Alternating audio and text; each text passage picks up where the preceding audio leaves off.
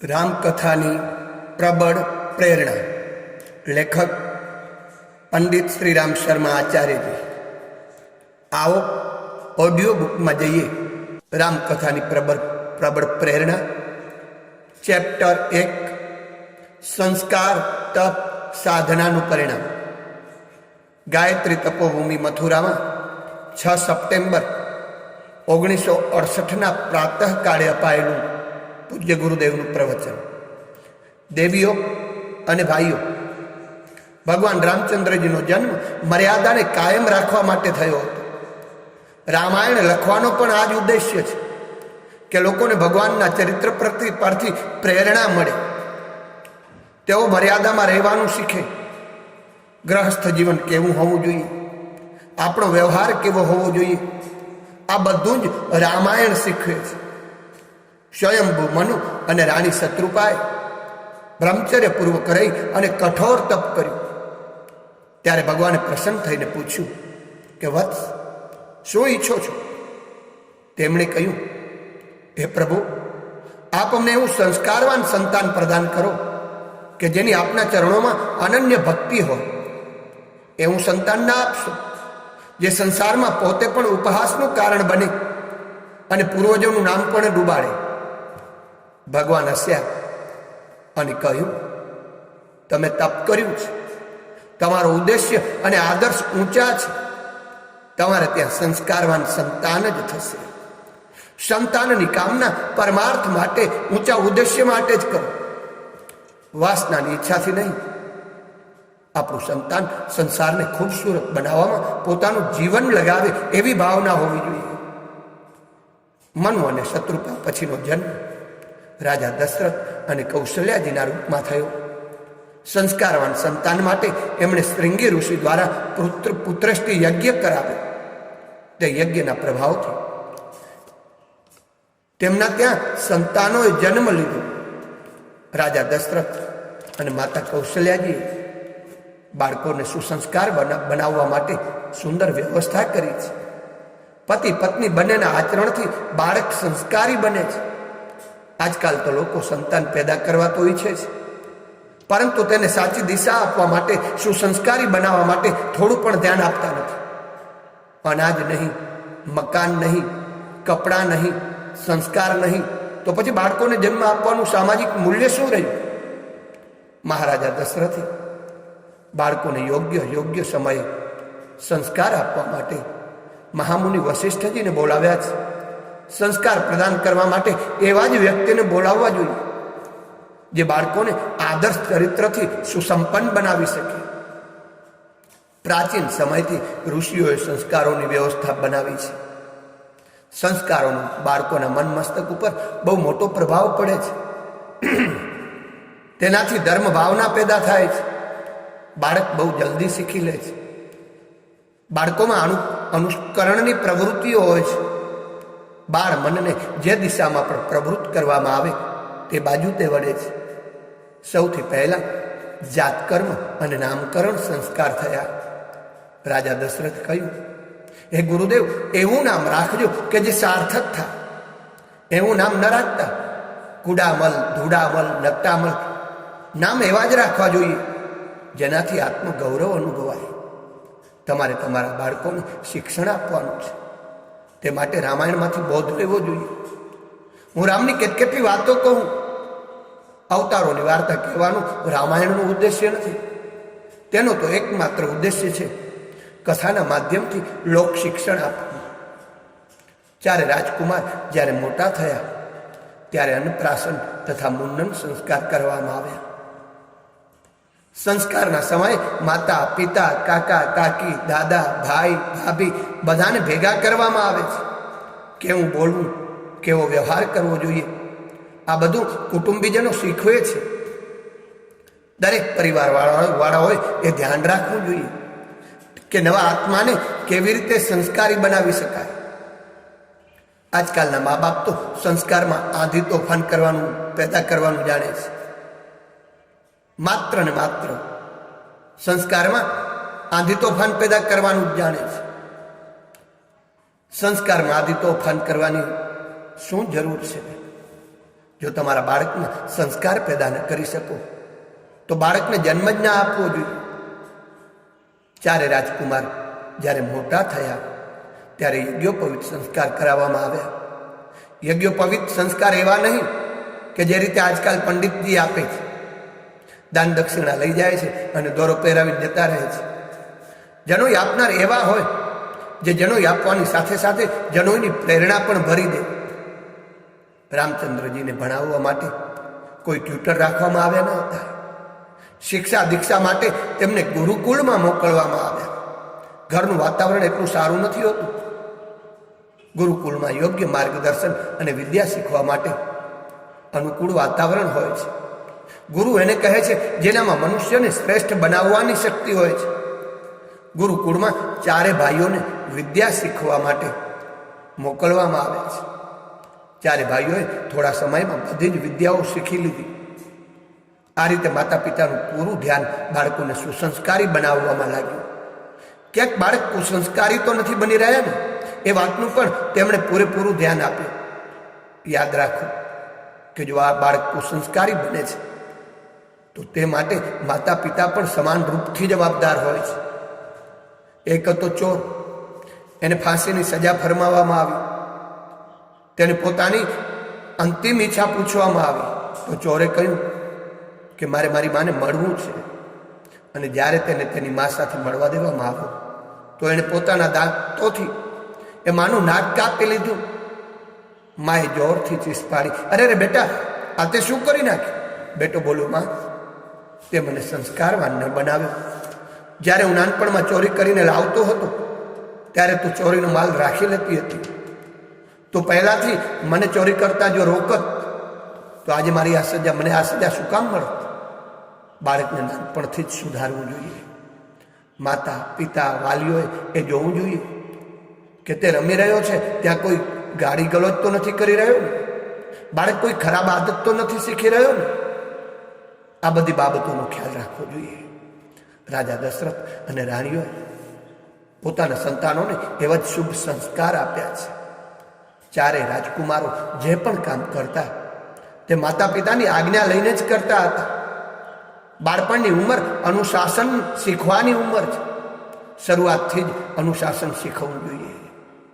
જેઓ બાળકોને સુશીલ, સજ્જન અને સુસંસ્કારી બનાવી શકે છે તેઓ જ બાળકોને જન્મ આપવાના સાચા અધિકારી છે. કુસંસ્કારી બાળક પેદા કરવું એ એક પાપ છે.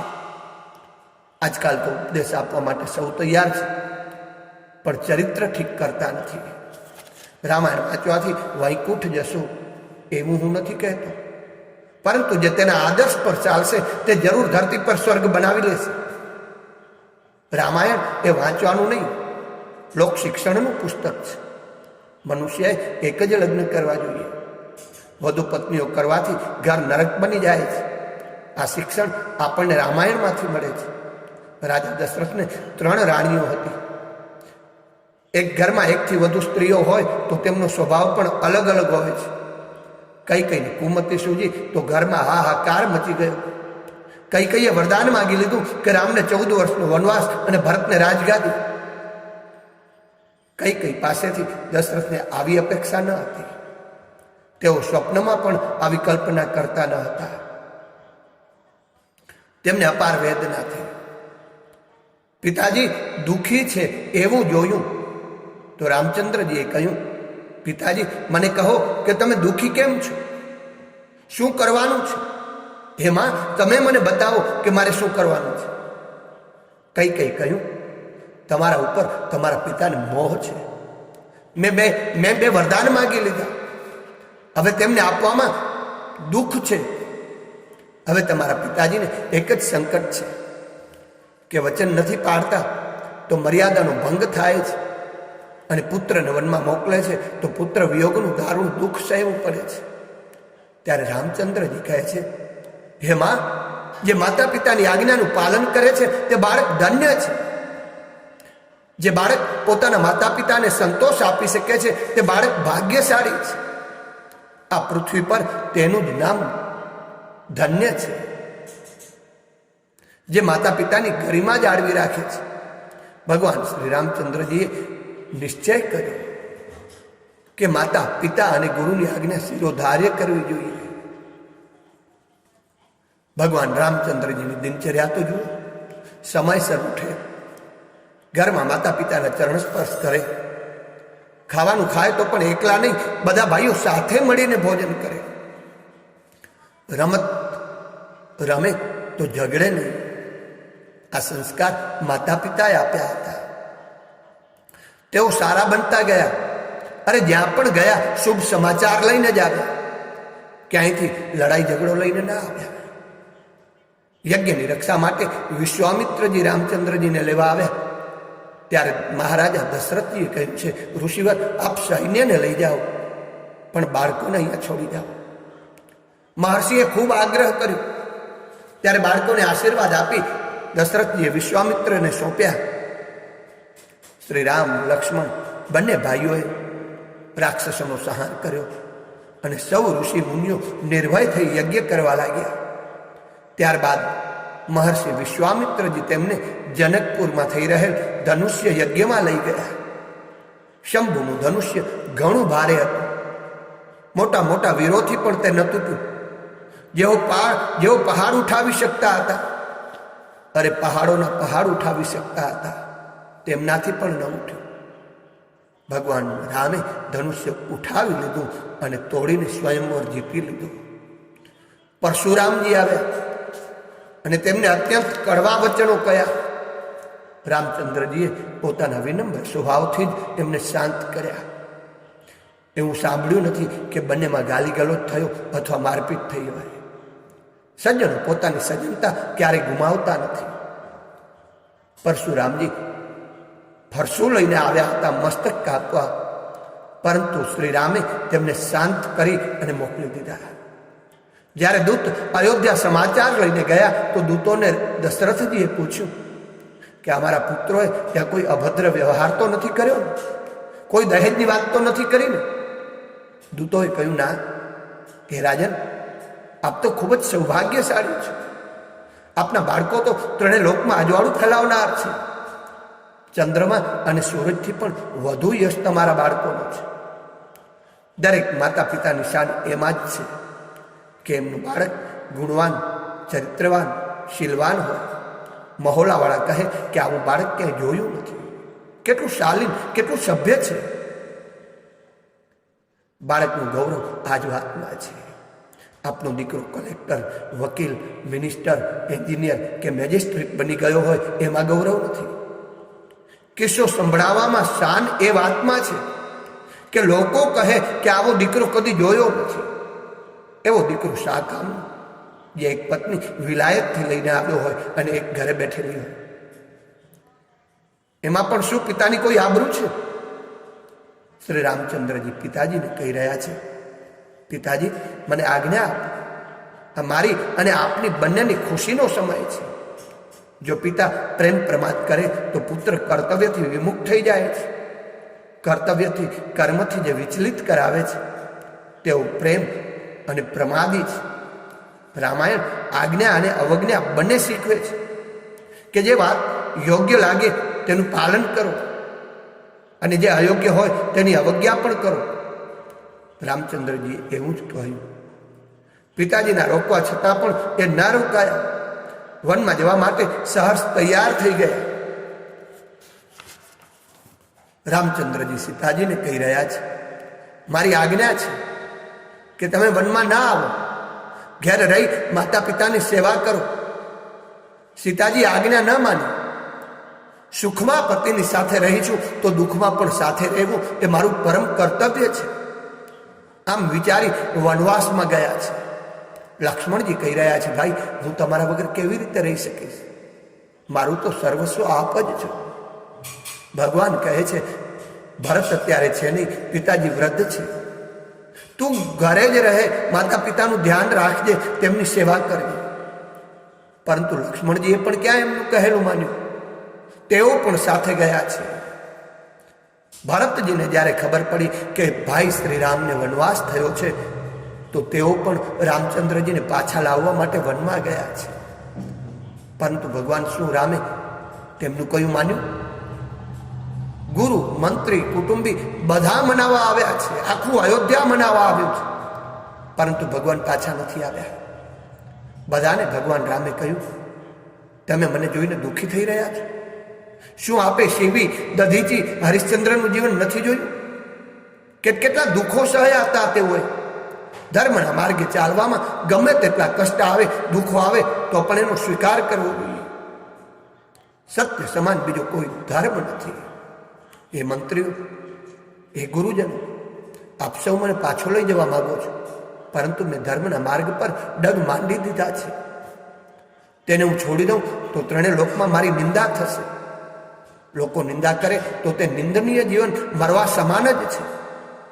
માતા, પિતા, ગુરુ હોય કે ભાઈ હોય, કોઈ ખોટી આજ્ઞા દે તો અવજ્ઞા કરી દેવી જોઈએ. આ રામાયણ આપણને શીખવે છે.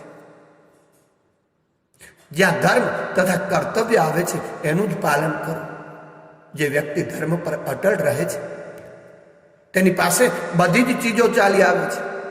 ગુરુ વશિષ્ઠજી કહે છે, જે પ્રકારે બોલાવ્યા વગર નદીઓ સમુદ્ર સુધી જાય છે, તે પ્રકારે સુખ, શાંતિ અને સન્માન પણ ધર્મના માર્ગ પર ચાલનાર પાસે દોડ્યા આવે છે. ભરતજી પણ શ્રી રામચંદ્રજીની પાદુકાઓ લઈ પાછા આવી ગયા. ભરતને માતા કહેવા લાગી, બેટા ગાદી પર બેસ. તો ભરતે આજ્ઞા નથી માની. એની પર તો ભાઈ રામજીનો હુકમ હતો. રાજ્યના અધિકારી તો મોટા ભાઈ રામજી જ છે. હું રાજગાદી પર બેસું તો પાપી કહેવાઈશ. આ રીતે ભરતજીએ સૌની આજ્ઞાનું ઉલ્લંઘન કર્યું છે. ભગવાનની આજ્ઞા મોટી છે અને ભગવાનની આજ્ઞા છે ધર્મ કર્તવ્યનું પાલન કરવું.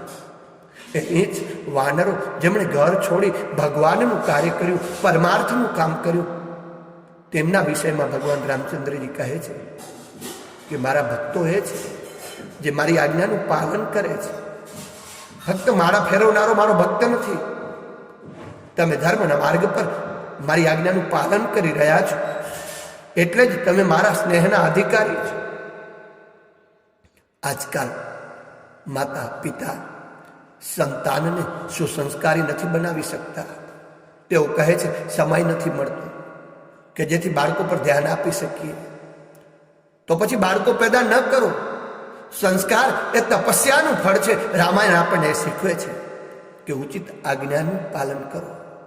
જો અયોગ્ય આજ્ઞા આપે તો ભરત, રામ, સીતાની જેમ અવજ્ઞા કરી દેવી જોઈએ. રામાયણ આપણને શીખવે છે. ચેપ્ટર 2 આપણે આવતીકાલે જોઈશું. અસ્તુ.